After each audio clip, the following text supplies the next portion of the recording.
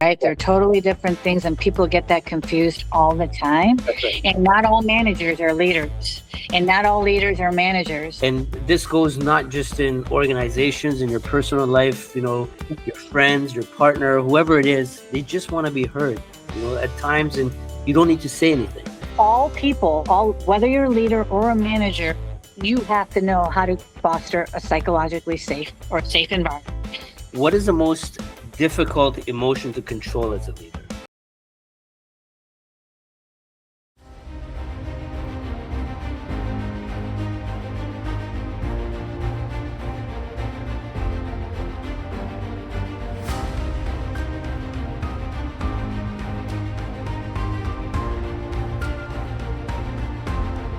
The RK Leadership Podcast, where we help empower tomorrow's leaders through sharing of knowledge, experience, and inspiring stories.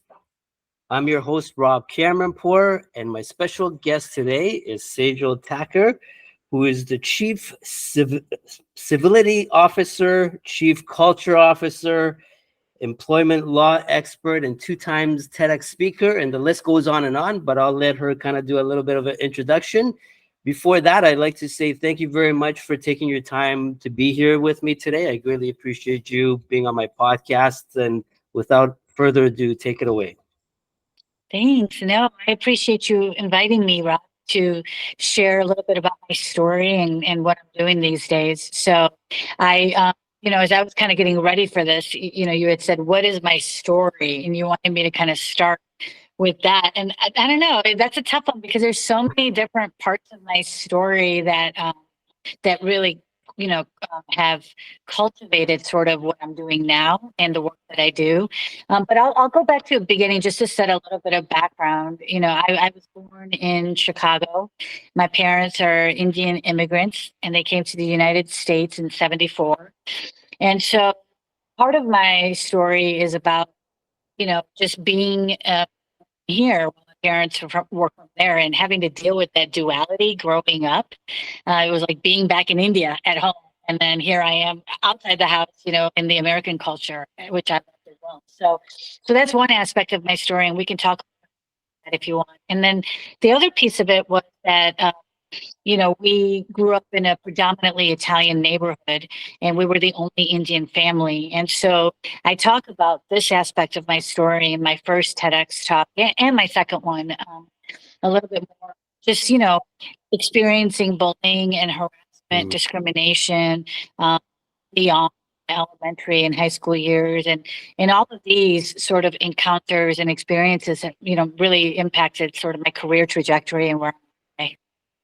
Yeah, I was actually going to ask you that question too. And, we all deal with, especially the immigrants that have, as, myself coming here as an immigrant, we've all gone through that kind of stage. And, I like the fact that you talk about certain aspects of this still in what you're doing today.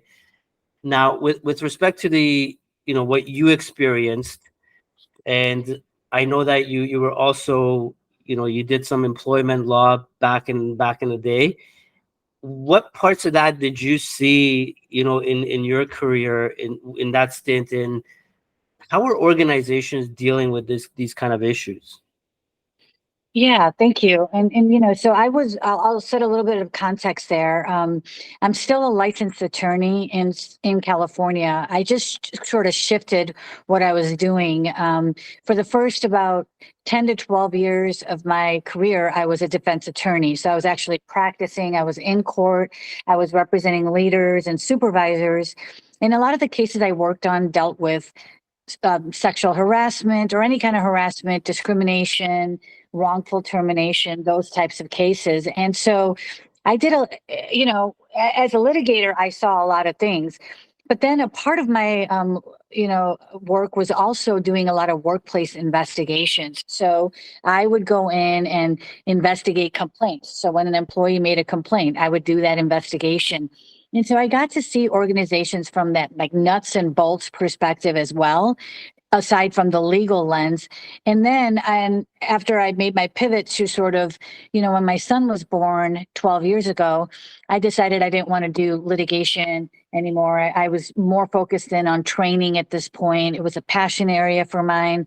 And so I started my own company, TrainXtra, where I work with organizations, where I was counseling them and guiding them. And I say all of that just because I want to set the kind of the background for where my perspectives that I'm going to share with you come from.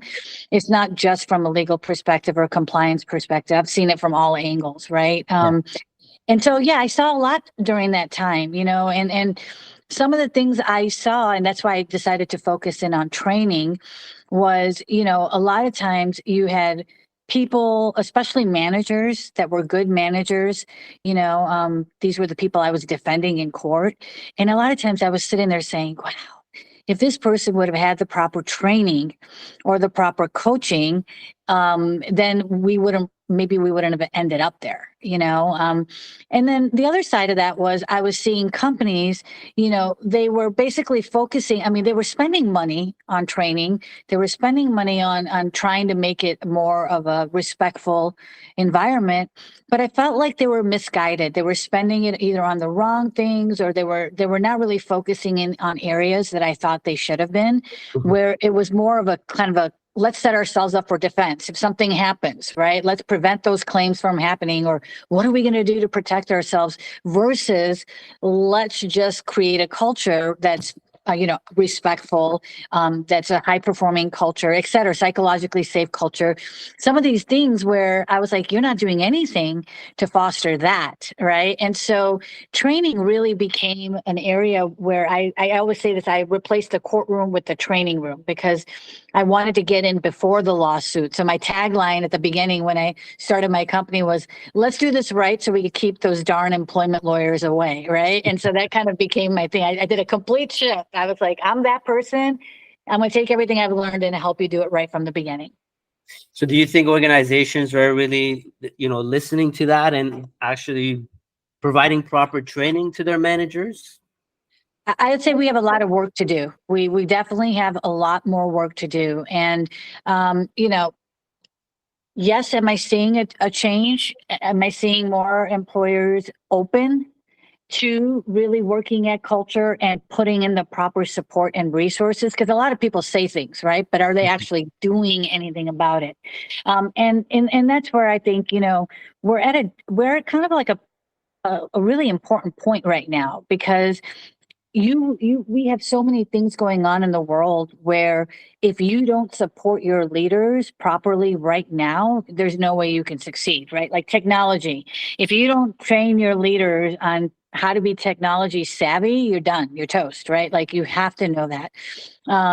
But also there's a lot of gaps too, right? That I think are here because of the current world situation. So even if you've had a ton of training in the past, that's not really what the kind of training you need right now, right? The kind of training you need right now is different. It can't just be those sort of trainings where you go in, you listen for a couple hours once a year. That's not going to work. You have to look at it more of how do we create sort of experiences for leaders so they have the practical skills, the tools, so that they can start practicing those right away and continue to improve their leadership abilities. Awesome. So now going back to what you've experienced, before to now, what are some of the leadership gaps that existed in the past versus what exists now? Yeah, it's totally like, one of the biggest things I would say is and I felt this when I first started my training, the gap is really on, I think, leaders getting moved up the ranks. And Rob, you and I talked about this during our first conversation, right? And I feel like I keep saying the same thing over and over again, but I do. But we keep promoting leaders up because they meet their numbers, they do a good job, but not everybody is meant to be a leader, right? And so I think organizations really need to look at how are you preparing your leaders for the challenges that we're dealing with today. We talk about cultural shifts that are going on. We talk about how we're all dealing with clients all over the world. So you've got global market dynamics that are going on. We've got technology that's changing, by the day, and we have to keep up with it. And so for everybody that's listening right now, I mean, for all organizations, right? The question you need to be asking yourself is, are we doing enough to prepare this next generation of leaders, right? And so, and then I'll add something too. I don't think it's a matter of, um, it's not a matter of skill deficiency, because I do see a lot of leaders that are out there that have the skills to be good leaders, right? It's a matter of developing them, but also realizing that the, um, the traditional sort of leadership type of development programs versus the realities of the world that we're living in now, they're often disconnected, right? So as we want to think about it from a perspective of an ongoing development, incorporating all different methods, all different modes of communication, because we don't all learn the same way. We learn differently. And so, here's an example. I did a training for a client last week, and they asked me to do it in person. And I would say 95% of the training that I do right now is online. I do it all on Zoom for the most part. But this one client asked me to do it in person, and I went there, and I haven't done an in-person training in a couple of months, and I quickly realized that there is a huge difference Mhm. in doing it online, where you can incorporate all these different interactive activities. People can have a camera on, they can have it off. We have the chat, we use the breakout rooms. I find that it was way more effective in getting the results that I want when I do it online. When I did it in person, the other thing I noticed too is, people's energy levels are different during the days, right? And so I think we need to be a little more flexible in letting people sort of know, like, what are the best times? Are you a morning person? Are you an afternoon person? These are all things we have to think about. And the companies that were all just like, we're going to do this once a year, or we're going to just, I'm like, you're wasting your money. You're literally throwing your money out the door, because everybody learns differently. So you have to figure out how to include everybody in their leadership development. Yes, no, that's a great point, Sejal. And one of the things I find that going through training myself back in the days, you come in for, an 8-hour session for 3 days. First of all, people's attention spans have gone down like quite a bit since then. So you're not even going to have people pay attention after 2 hours. And, you provide this training to them. And how do you make sure that it sustains and stays with them when you're not really mentoring or coaching them throughout the year? So, they get this 3 days and then it's washed up and thrown out. Like you said, it's a huge waste of money. It's a huge waste of money. And then you also reminded me of the fact that we talked about making sure leaders are tech savvy, but I want to make the point that, technology is taking over a lot of some of the stuff that we do. I mean, and so we have to face that, right? And not run away from it, to say, okay, how can we use technology to help you do your job better, or to free up the time that you're doing on things that technology can do, so that you can use your brain and do the things that are going to make you different, right? They're going to help us in a different way. But I think the point that I want to make on that is, this shouldn't just be just for the top leaders. This needs to be across all levels of leadership, right? So it can't be an option thing. It's a necessity, right? And it's all layers of the leadership. I mean, I personally feel like the frontline managers, the middle line managers need the most development, right? Leadership development. And so, like, when I first started my company, TrainXtra, in 2017, I was doing, so in California, there's a law that says that anytime you work as a state supervisor, so for like DMV, any of these state agencies, you have to go through a mandatory 80 hours of training within the first 6 months. And when I first started, and I facilitate all 80 hours of that training.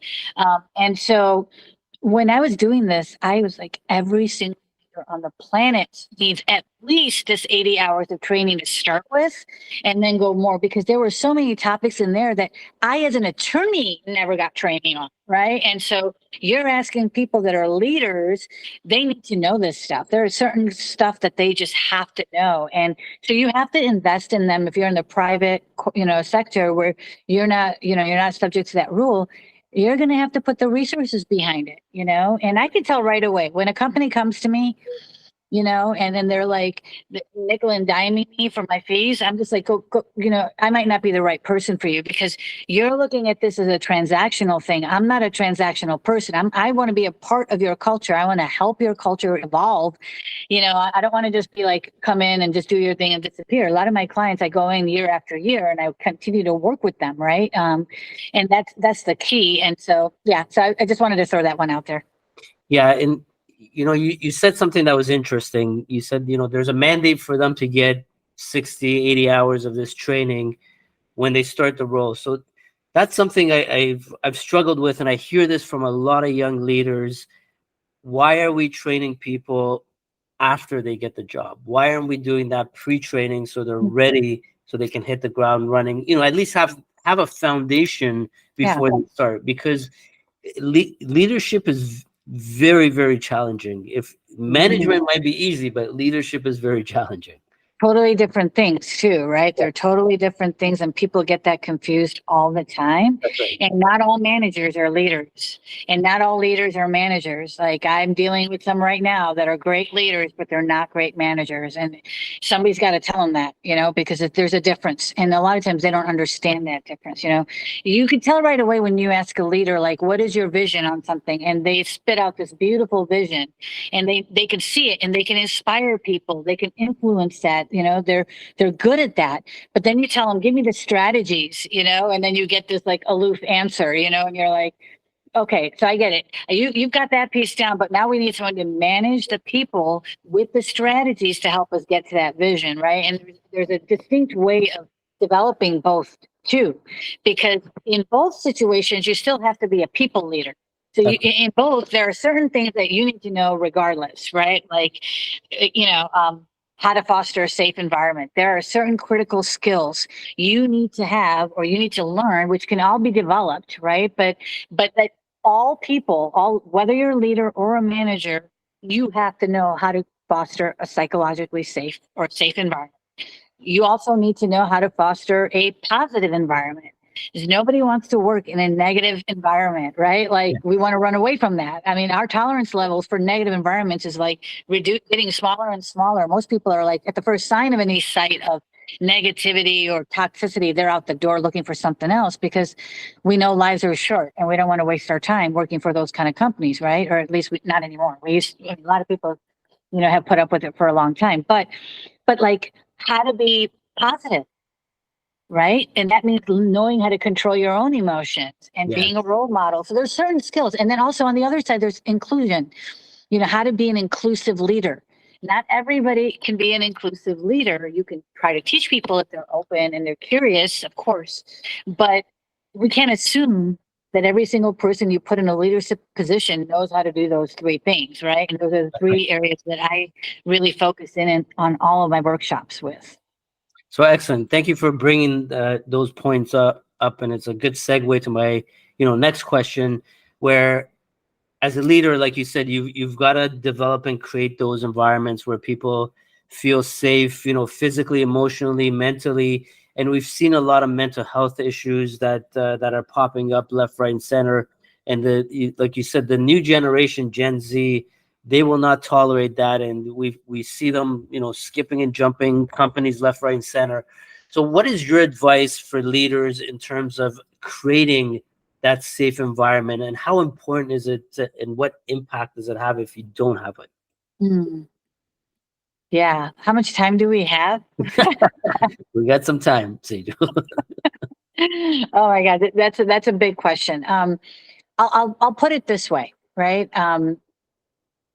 Contact me if you want all the details, and that's what I do for a living, right? So, but I'll tell you some of the strategies that we're using at Nobody Studios, right? So I've been working. I'll say this. I've been working with leaders my whole career. That's what I've been working with, right? I've worked with companies of all sizes, all diversities and all over the globe. The strategies that we're using at Nobody Studios really are a culmination of everything that I've learned that I'm bringing as a chief culture officer, right? This is like one of those positions, Rob, where it's like everything you've learned up until this point or not learned, you're going to use right now, right? You're going to learn it and you're going to figure it out. And so, you know, I'm constantly encouraging our leaders. The number one, thing that you have to do to foster psychological safety on your teams is that you have to make time for your team. You have to be present. Mm-hmm. This becomes so important at Nobody Studios because we want to build 100 companies in 5 years.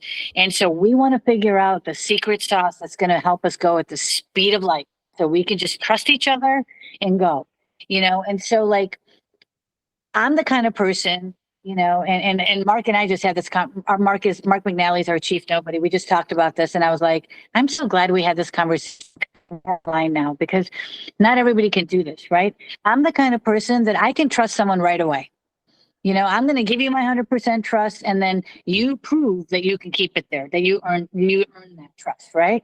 If you break my trust, if you're not present with me, if you don't make time with me, if I don't get to connect with you, I watch your actions. Do your words line up with your actions? And that's pretty how it is, right? I do that very quickly.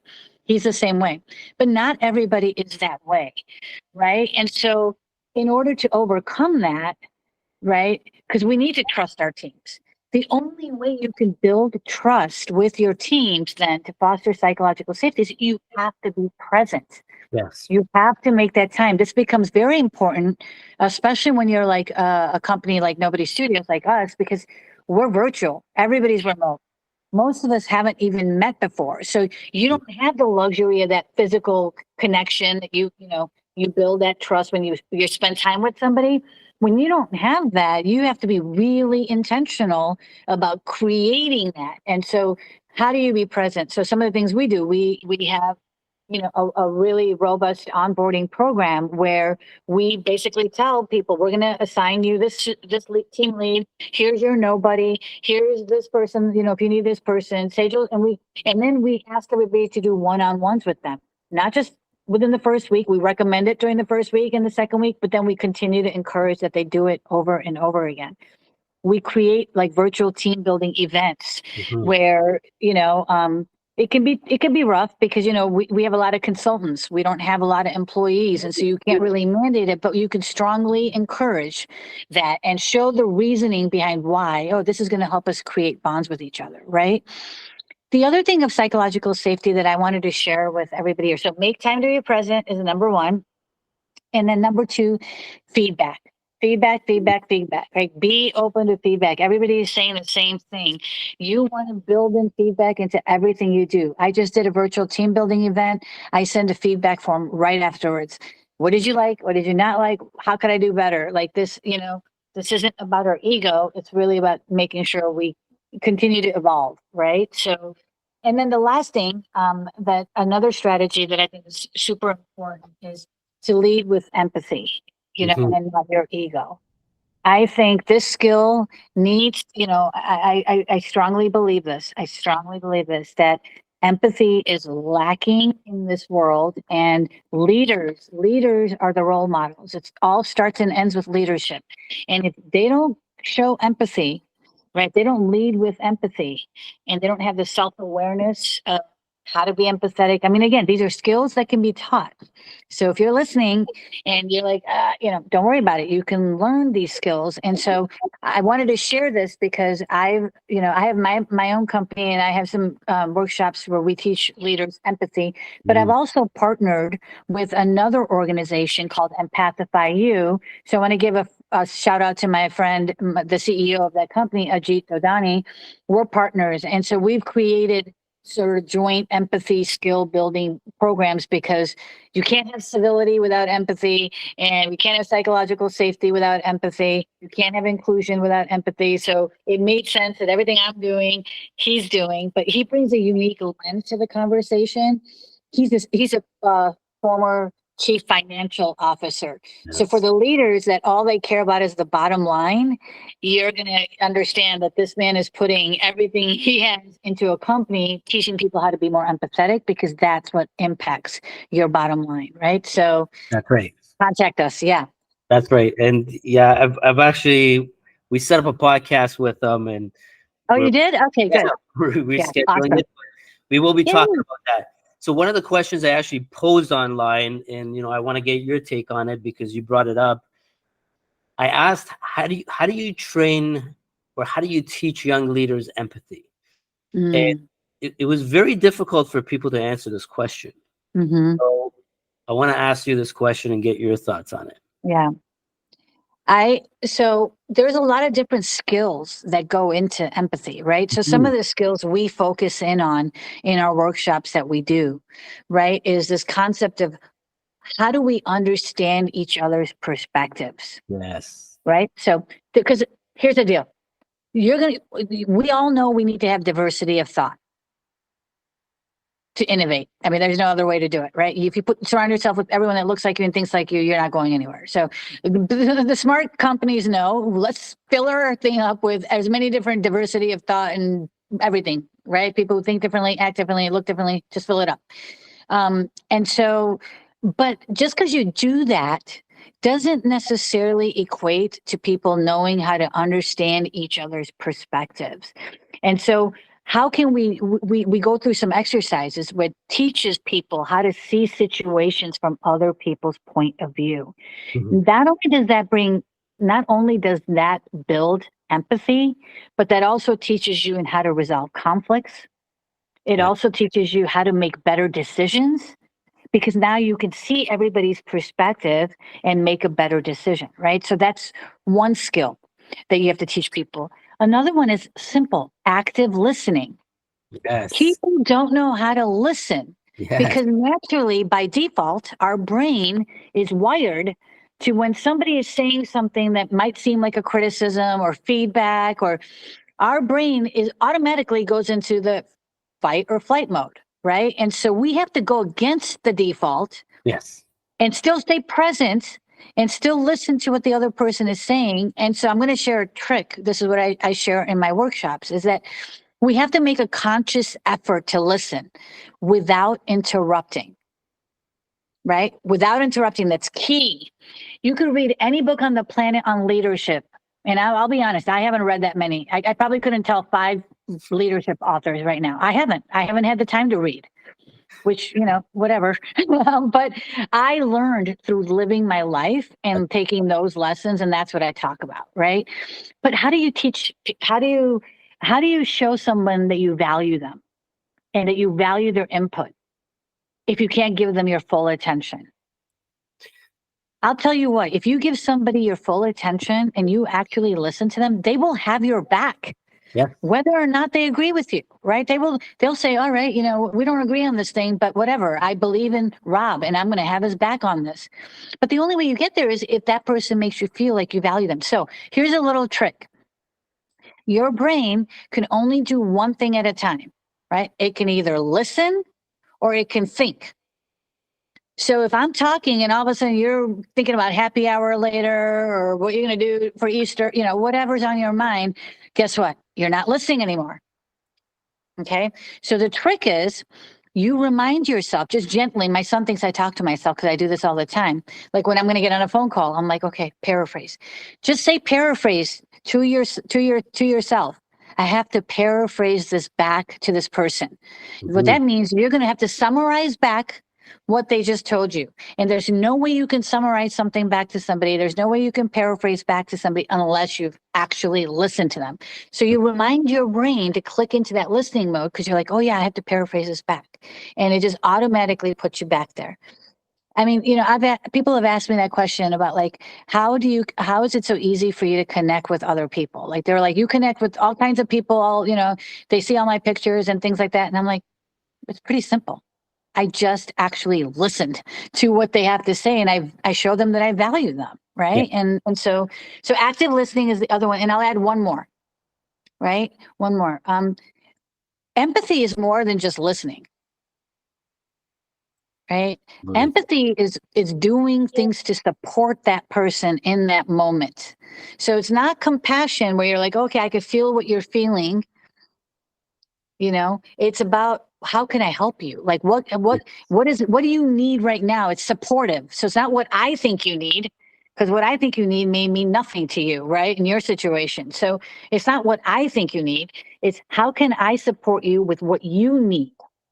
Right. And so the only way that you can support somebody and take those supportive actions is to get to know them, right? To ask them what they need so that Yep. you can provide support. And support could be anything. It could be providing resources. It could be making an introduction, right? It could be offering a helping hand. It could be anything, but your actions speak louder than words, right? So I think that's super important to point out, because a lot of people don't understand the definition of empathy, or they think it's just like, oh, I could feel everybody's pain. Yeah, that's great. But what are you doing about it to That's help right. them, to support them, right? Yeah. That's right. No, those are fantastic points. You said, people want to be heard. And this goes not just in organizations, in your personal life, your friends, your partner, whoever it is, they just want to be heard, at times, and you don't need to say anything. And Mhm. I always say what you said is one of the most powerful questions as a leader is, how can I help you? It's very Mhm. simple, but it does wonders for you. That's right. So those are That's right. fantastic points. And Can I just share this with you on this note, just for anybody that's listening and they're like, well, what can we do? So I saw this Instagram reel by Simon Sinek, like an IG reel, and it's about his thing called the 8-minute code, mm, where it's like and this is all backed up by science and research, and I don't have it all memorized, but you can look it up online, ask ChatGPT. I'm sure it'll tell you all this stuff. But um, the 8-minute code, where it's like, all somebody needs when they're in a situation where they need help, or they're feeling like it's overwhelming, they're frustrated, they're angry, their emotions are taking over. There is science to back up the fact that all that person needs in that moment is for one person to just listen to them, be there for them for 8 minutes, and then they can get past that. Think about that. So I heard that, of course, and I was like, I love it. So I turned around, went straight to our CEO of Nobody Studios and put it out in our Nobody Studios Slack channel saying, hey, I'm thinking of building this 8-minute code into our Nobody Studios culture strategies. So whenever you get a message from somebody that says, hey, do you have 8 minutes? You know to drop everything and be there for that person, because this is what we wanted. This is how we want to do things around here. Right. And so I haven't gotten the green light on it yet, but yes, I'm rooting, advocating for that rule at Nobody Studios. that's amazing. It's like a secret code word, when Yeah. somebody's in trouble or needs Do help. you have 8 minutes? Do you have 8 minutes? And that's when the person should know right away, this person needs my support. Yes. I love Right. that. That's Yeah. fantastic. So I want to ask you, Sejal, with all the information out there in the world today, and these large organizations know exactly, what they need to do in terms of, from a leadership perspective, developing, creating leaders. Why is this still not happening? This is a great question to really debate on with a Yeah. glass of wine, right? Like, why? I've probably done that 1,000 times. But I would say the number one reason, in my opinion, is simple: lack of awareness. Hmm. Because there is so much information out there, right? But I don't think they see or they recognize the significance of that what effective leadership can do to your bottom line. Like, I just don't think that they understand, because think about it, things like empathy, did you hear about that in the leadership before? I don't know, it's a new thing, it's not something we ever heard about. Active, these are what they call soft skills, right? Because guess what, you have to actually put money and resources into teaching your leaders these soft skills. So it requires time, it requires resources. But I know as a lawyer that when you don't do these things, what happens from a legal perspective, and I can share, I've got like all the data right here. I'm not gonna, and it's all on my website too, right? But it's because they don't see an immediate return. That's the thing, is there's so much lack of awareness out there on the fact that what you're quantifying as the bottom line, Yeah. that's the problem. Let's redefine what that bottom line is, because I just did a poll on LinkedIn a few weeks ago where I asked the question. It was something about like, what do you value more, culture or money? 83% of them said culture. So nobody cares about helping you get to your self-defined bottom line if you're not making sure I'm taken care of, right? But you're not going to see results right away. It's a work in progress. It's like going to the gym. Yeah. I've been working out for 3 years trying to work on my arms, and I'm not even seeing any difference yet. It's pretty frustrating, seriously. And I'm like, how much longer do I have to keep doing this, right? I may never see the results that I want in my head, right? But I got to keep doing it. And that's the thing. You got to keep doing it. But so lack of awareness, that I think is the number one reason. And the number two reason is because I don't think organizations have put a value on their people first in the ways they should have. Because if you don't put your people first, right? All the money you're spending on recruiting, on onboarding, on training, none of that matters. Absolutely. And so there's things that we are expecting as employees, as workers now, that was never even talked about before. Right? Work-life balance? What? I'm working from my home right now. Like, this is my home. I remember when I was working at my last job, I was like advocating for a work at home policy, because I'm like, why do I need to be at the office? I have to drive an hour there and I could do this from my computer at home. And they're like, no way. And now what? Right? Everybody's at home. Things have changed. So if you don't put your people first, how long they're not going to stay for long. Right. No. And so you have to be intentional about crafting those strategies, and the bottom line's going to follow. Yep. When you look at, it's this simple. You look at diversity statistics, like this has been out for decades about how just having a female leader on your executive team is going to increase your profits by 3 times as much. Like, there's all this research about having diversity in your organizations and how innovative you are and how all these things. And yet, why are companies not doing it? Yeah, that's a great question. And I know. We'll definitely have to chat about that one, because, I have a different perspective on that altogether. Yeah. What is it? I want to hear it. Yeah. So, I hear this all the time, and I get questioned about it. And I just recently had a question, with female leaders in a male dominating industry. I always say a leader is a leader. Mm-hmm. Stop segregating male and female. If you're a leader, you're a leader. You're a strong leader, doesn't matter. It's like us saying a female accountant versus a male accountant, a female lawyer versus a male lawyer. It's Right. all, if you've got that talent, you've got that title. It's your brain. It's your brain. It doesn't Right. matter what the exterior looks like. It's your brain that makes it. And that's the thing, though. And the reality is that most people don't see it that way, right? And I do want to say something to you, because you asked me in our prep about leadership, like what got you. That's what you said. What got you into leadership? Yeah. And I want to just throw that out there. It's like, look, for me, leadership. We're all leaders.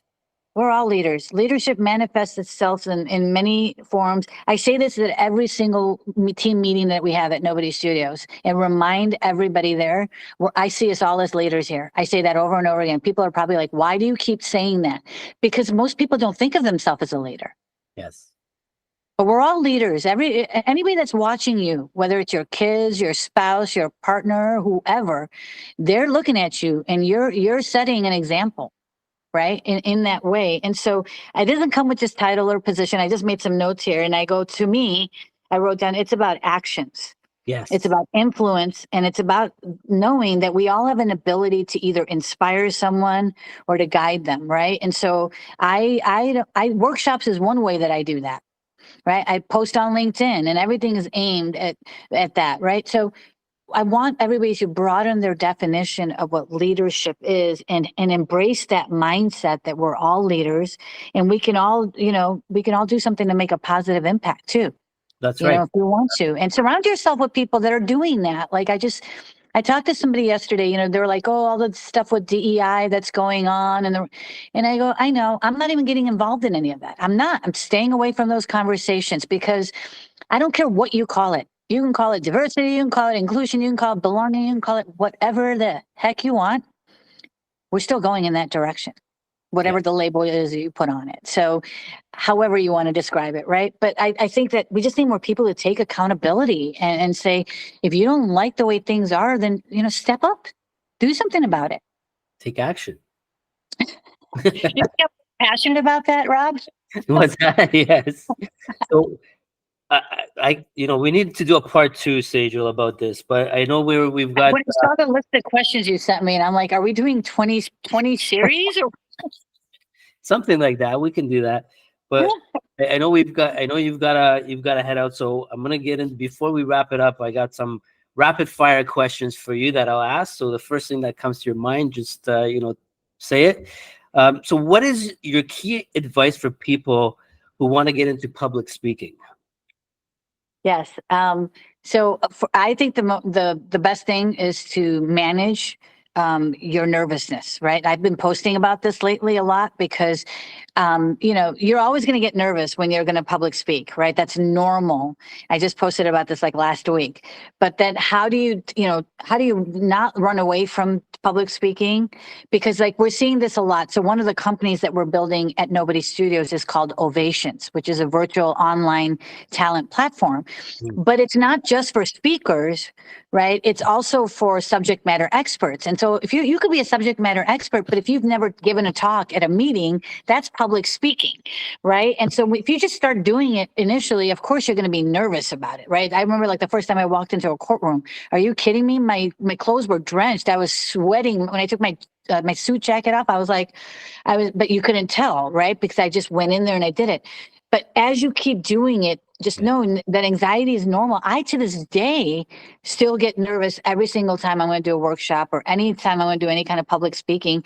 But I've learned how to channel that into positive energy, right? So I use humor or self-deprecating humor. I'll crack a joke or I'll make fun of myself or something to just kind of get that tension out of me and out, so I can just get back into my game, right? So you got to figure out the right strategies. Excellent. Yeah. So you didn't get nervous about this podcast, did you? I wasn't nervous about this podcast because you gave me a list of 50 questions. Awesome. Yeah, I set you up for success there. Thank you. I appreciate it. No worries. What is the best word to describe Sejal? Oh my God, this was a hard one. I really messaged my son because like that's what matters to me about what he, but he was in school, so he didn't get back to me on it. I want to hear you know what? I don't. This is so hard, right? To what word? I would say empathetic. I would just say empathetic. Like I've always been able to just empathize with other people, and that's just because I grew up on the fence, right? Like between different cultures and different intersectionalities, so I can see it from all the perspectives. So I would say empathetic. Yeah. Okay. What is your unconventional definition of leadership? No, that's what I just told you. That's what I just said. Everybody's a leader. Okay. We're all leaders. This is like, no, there's no one certain kind of leader. Some leaders do have a certain level of charisma. That's different, but everybody's a leader, right? Interesting. Okay. And what is the most difficult emotion to control as a leader? So I initially was thinking all of the typical answers that came to my mind real quickly, but then I literally sat down and thought about this a little bit more. And then I landed on frustration. Right? Because I've seen so many cases where leaders have gotten frustrated with a team member for whatever reason. The reason really doesn't matter. But then because of that, they're impatient. They say things they don't mean. They make these decisions in a rash manner that they end up regretting later on. And so if leaders can manage their frustration better, so, you know, like an example would be just like where you have an employee that's like, maybe doesn't show up to work 2 days in a row. Okay. If you're still keeping time. Right. And then the third day, the leader's like, jumping down that person's neck or talking about reassigning to another thing because they're frustrated at this employee versus going at it from a different perspective and letting that emotion calm down and exploring other options. Can we coach this person? Are they in the right role? Do they understand the expectations? But if you get frustrated and you just respond to that and you can't control it, then you really are not effective. You're not an effective leader, in my opinion. And you can't make an emotional decision. So no. Awesome. And the last question is, where can people find you? Yes. So you can find me on LinkedIn. I'm very active on there. I spend way too many hours on LinkedIn, seriously. So that would be a great place to follow me or connect with me. My website, TrainXtra. So it's TrainXtra. There's no E in the extra, is where you can find out all the stuff I'm doing with regards to my workshops and trainings. And then check out nobodystudios.com as well. That's the venture studio we've been talking about, because I do a lot of culture work for them. And so I'm constantly, talking about what we're doing there if you want to sort of follow along and see what we're doing with our culture there as well.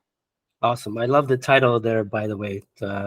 So keep that going. And again, thank you very much for joining me today. I greatly appreciate your insights, your experience, and your fantastic knowledge that you shared with the audience. And for those who have any questions for Sejal, you can drop it in the comments below and I'll make sure she gets it, or you can contact her directly through the channels that she just provided.